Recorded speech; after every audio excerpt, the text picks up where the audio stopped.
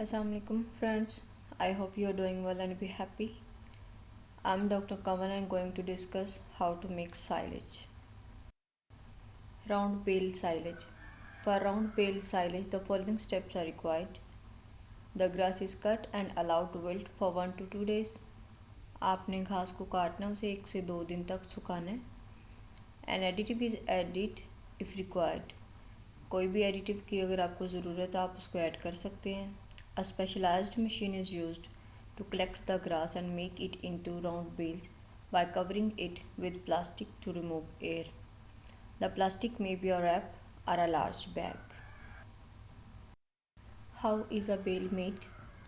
Bale is usually made with the help of a farm equipment known as baler. A baler is a piece of farming machinery that is used to compress a wrecked crop such as hay, cotton, straw, or silage into correct bales that are easy to handle, transport and store. Baler के साथ हम bell इसीलिए बनाते हैं ताकि उसे हम easily handle कर सकें, ट्रांसपोर्ट कर सकें और स्टोर कर सकें.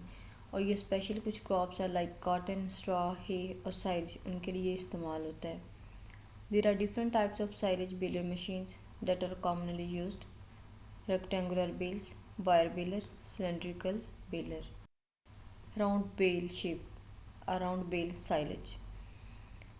राउंड बेल साइलेज में ये आपके पास एक तो है फील्ड में साइलेज पड़ा हुआ है जिसका आपने राउंड बेल बनाया, और एक आपके पास जो स्टोरेज में है आपने उनको जो रैप शीट है या पेपर शीट है उसके साथ आपने उसको कवर अप किया है. यहाँ पे ट्रैक्टर है, उसके ऊपर आपने उसकी लोडिंग की हुई है. एक ट्रांसपोर्ट के जैसे आप कर सकते हैं.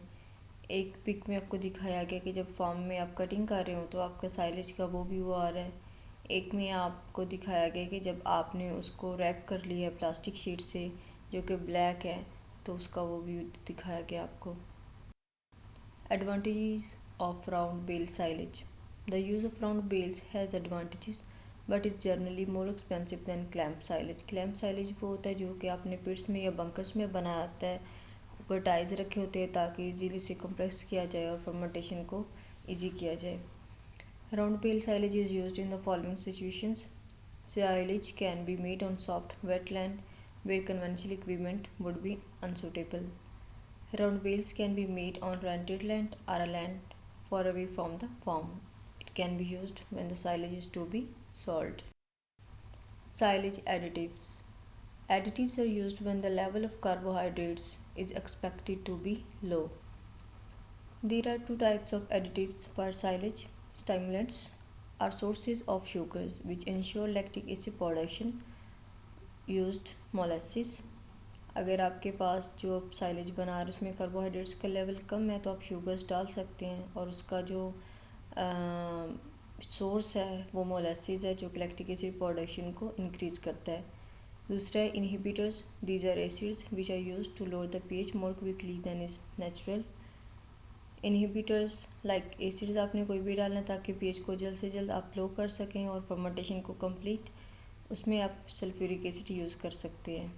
Molasses commonly used by farmers on a small scale while acids are used by contractors and large farmers. Silage is more commonly stored in pits or clamps.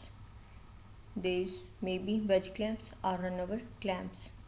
These should be located on concrete as to aid in the collection of effluent. Effluent की collection के लिए आपको concrete walls हैं वो बनानी पड़ेंगी. Clamps or pits are most effective with side walls. Without walls, there is a risk of tractor accidents and the escape of effluent. Silage storage. यहाँ पे एक बंकर दिखाया गया जिसमें आपने साइलेज को स्टोर किया हुआ है और ऊपर टायर्स पड़े हैं, और एक फील्ड में आपको दिखाया गया जब आपने उसका बेल बनाया है. Silage effluents. Silage effluent is a by product of the fermentation process. Fermentation process का जो बाय प्रोडक्ट है वो साइलेज एफिलेंट है. It is acidic, rich in nutrients and appear about 2 to 3 weeks after the silage is sealed. Effluent has a high biological oxygen demand, which means it can be a serious pollutant. Effluent should be collected and stored in underground pits before being diluted and disposed of safely. You can say also water channel, जिसमें आपने उसको collect करना है. The amount of affluent depends on the moisture content of the silage. जितना moisture content ज़्यादा होगा silage में, उतना ही एफुलेंट की प्रोडक्शन भी ज़्यादा होगी। After rain, huge amounts of effluent are produced. After wilting, very little effluent is produced. जितना मॉइस्चर ज़्यादा उतना एफुलेंट भी ज़्यादा, और जितना आपने अच्छे से सुखाया हुआ है उतना ही एफुलेंट की जो प्रोडक्शन है वो भी कम होगी। Wilting not only ensures high carbohydrate levels but also reduces the level of एफुलेंट्स।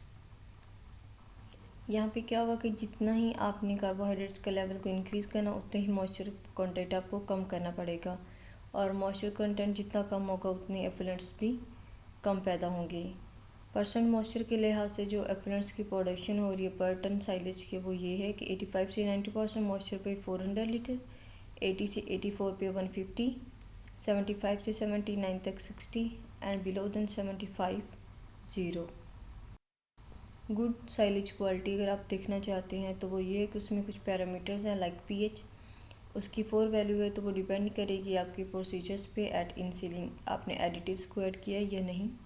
Dry matter percentage अगर आप 20 चाहते हैं तो डिपेंड करेगा stage of growth at cutting and वेटनेस, किस स्टेज पे आपने उसको काटा और उसमें मॉइस्चर परसेंटेज कितना था।